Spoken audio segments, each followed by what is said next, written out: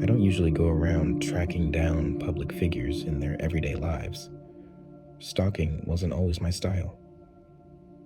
But life sometimes leads us down unexpected paths, because I also never expected to uncover an interplanetary conspiracy. I never wanted to believe. I'm Jamie. I'm a 22-year-old chemistry student at Loyola University, Chicago. I'm also a champion dart thrower. I used to be a normal person, I think, and this is all I ever wanted to be. But there I was in a rented car, heading to the Forest Preserve in Arlington Heights. It wasn't for a leisurely stroll or some much-needed exercise. No, I had a purpose. I knew Lincoln Carter, the independent investigative reporter, jogged there most mornings, and I needed to talk to him. Lincoln was a big name in the world of journalism. He had a massive following on social media, where he released stories on a wide range of subjects almost daily. His ability to tackle the toughest topics with finesse had earned him the respect and trust of millions. I did my research. I knew exactly which woods he frequented, which parking lot he used, and even what time he usually arrived based on his social media posts and the sunrise schedule. And as luck would have it, my timing was spot on. As I approached the paved trail, I saw him stretching alone at the trailhead. For a moment I hesitated. What was going through his mind as he prepared for his morning jog? Do people know when their lives are about to profoundly change? Can they feel something thick in the air? Maybe like static before a lightning strike. I like to believe his intuition told him something was coming. I tricked myself into believing he was ready to meet me, though I was also in denial with how I tracked him down, how I pieced his background together to identify a road, a location. I didn't want to startle him or cause him any harm, but I needed him to hear my story, to understand the truth only I could tell. So I watched him for a while, gathering my thoughts and strengthening my resolve. I needed to approach this carefully to make sure he listened to what I had to say. But for now, I remained silent, watching from a distance, waiting for the right moment to make my move. I made sure I had everything I needed, and what truths needed to be hidden were hidden. He was undeniably attractive, and it was this magnetism which drew me to him 8 years ago. It all started with a few videos I might like, and ended with a devoted follower on multiple platforms. As he stretched at the trailhead, I mirrored his movements, using the opportunity to assess our surroundings. While we weren't entirely alone in such a popular forest preserve, there weren't many people around to see our encounter. I waited a few seconds after he set off on his jog, not wanting to startle him or give him the chance to flee too quickly if he felt threatened by my presence. But I had a story to tell, a truth which needed to be heard, and Lincoln needed to hear it from me. As I caught up to him, he seemed taken aback when I addressed him by name. Yet, despite his first surprise, he slowed his pace and eventually came to a stop, allowing me to catch up. With a racing heart, I began to share the information I held onto for so long. I told him about how my sense of smell changed after contracting COVID, how I could detect something different I didn't think anyone else could sense. At first, I realized I was the dog who caught the car. Maybe I shouldn't have been so quick to ensure we were in a place which didn't have a lot of people.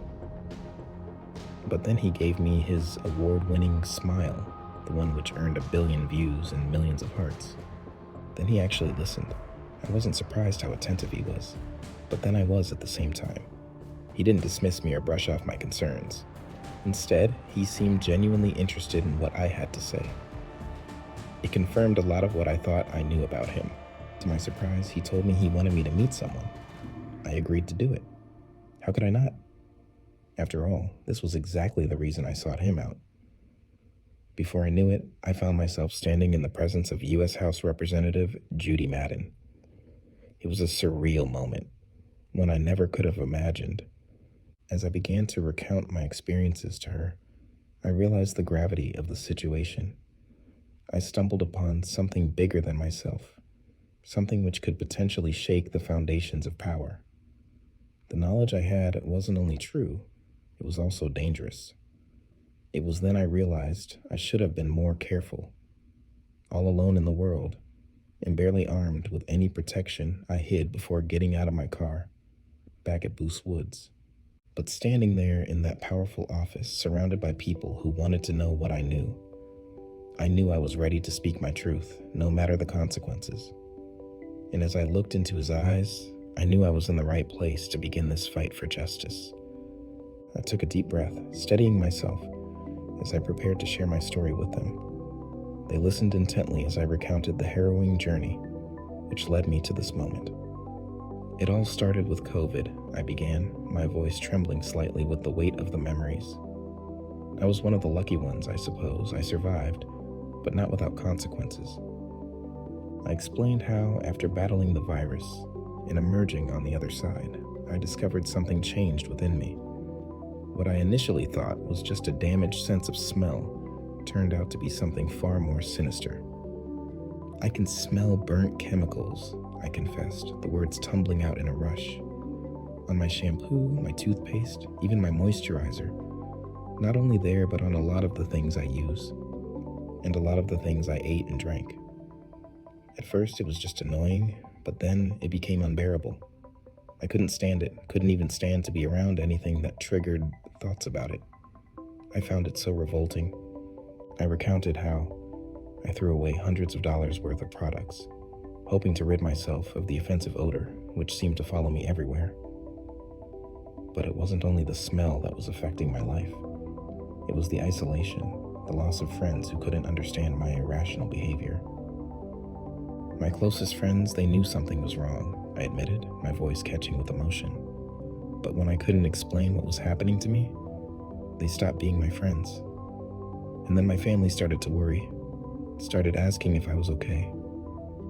I described how it invaded every corner of my life, how I couldn't even walk down certain aisles in stores without feeling overwhelmed by it.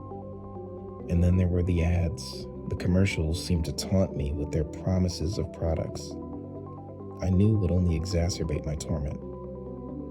Is it strange to believe that simply by seeing an image of something that I knew if it would have the smell or not?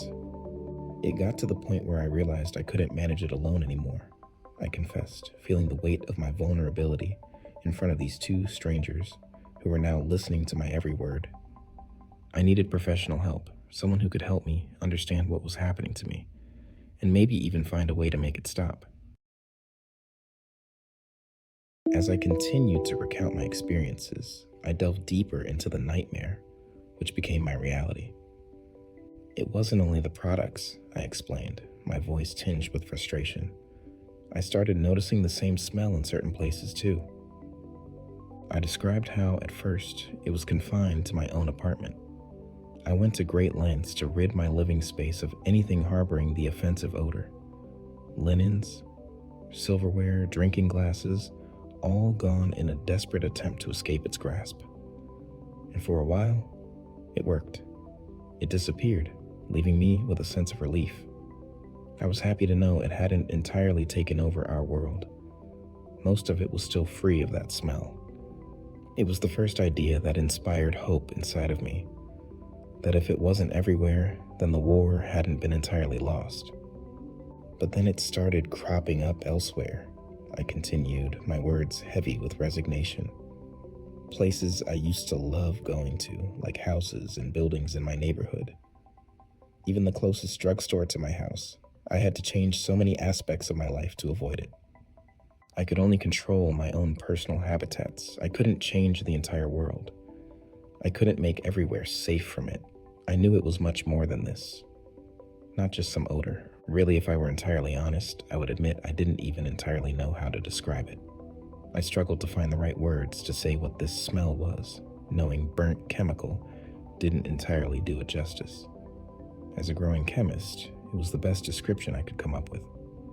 It was a scent which defied explanation, one that seemed to understand how evil it was, how bad it was for all humankind.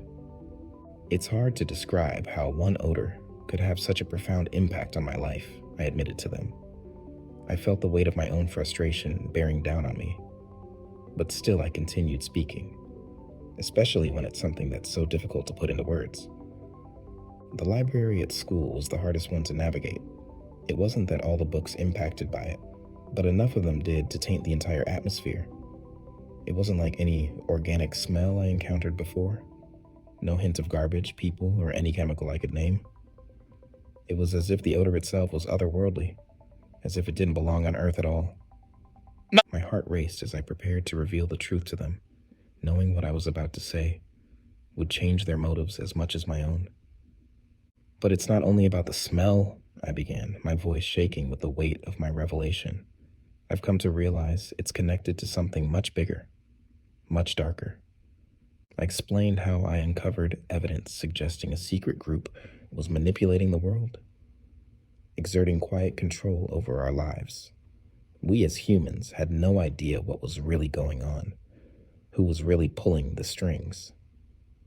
Imagine, I said, my voice growing more urgent with each word, a group with the technology to cover their existence, to mask their presence from us. But when COVID hit, their system faltered and they haven't been able to fully fix it yet.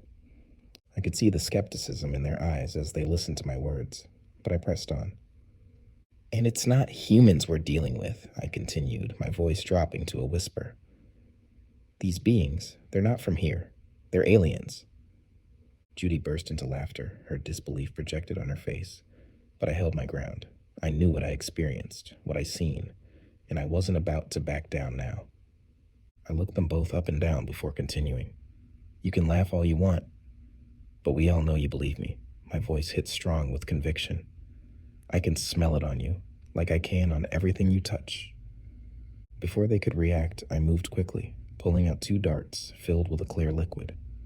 With a flick of my wrist, I sent them flying through the air, piercing both their skin before they could even comprehend what was happening. It didn't matter that they pulled them out right away. The liquid coursing through their veins would have no effect on humans, but I knew they weren't human. And as I watched them slump to the floor, their eyes wide with shock and horror, I knew I finally took the first step to uncover the truth, no matter the cost. When they went blank, though I only had minutes to apply what little rope I brought with me. Minutes later, as they began to stir, I felt a surge of adrenaline coursing through my veins. This was it, the moment I waited for. With trembling hands, I turned my attention to her computer, my fingers flying across the keyboard as I worked to infiltrate her system. As I finally gained access, I turned to face them, my heart pounding in my chest. I'm not alone, I told them, my voice filled with determination. There are others out there, they're exactly like me, who have seen the truth. I laughed to myself, or rather, should I say they have smelled the truth? Her eyes widened in surprise. She checked her restraints, but didn't test them with much pull. She looked at me for a while, but I just looked right back. Neither of us were intimidated by the other, though I clearly had the upper hand. Then she explained that stopping the signal wouldn't be enough to fully expose them for what they really were. When she said this, Lincoln looked between her and me, with hope in his eyes. Hope that I would fail, and they could continue their agenda of a silent alien invasion of Earth. You're right, I admitted, looking in her eyes. She seemed smug when I acknowledged her skepticism. Stopping the signal won't be enough to change everyone's minds. It's far from enough to tell the world what you both really are. But it's a start, and sometimes a start is all you need. I explained to her how humans have a natural tendency to fear and distrust anything that's different, anything which challenges their perception of normality. It's in our nature to distrust anything that isn't exactly like us. If a large portion of the planet suddenly starts to smell like burnt chemical, people will notice, I insisted. They'll question, they'll speculate, they'll demand answers. It's human nature. Judy listened intently, her expression thoughtful. I could see the gears turning in her mind as she processed my words. Lincoln didn't look much better. But, she countered, there will always be those who refuse to believe, who cling to their own version of reality, no matter what evidence is presented to them. I nodded in agreement, knowing she was right. Some people would never be convinced, no matter how much evidence was stacked against them. But it didn't mean we shouldn't try. Maybe not everyone wants to open their eyes, I conceded, but if we can make even a small dent with the ones who do, then it's worth it. and shutting down your signal is a great place to start.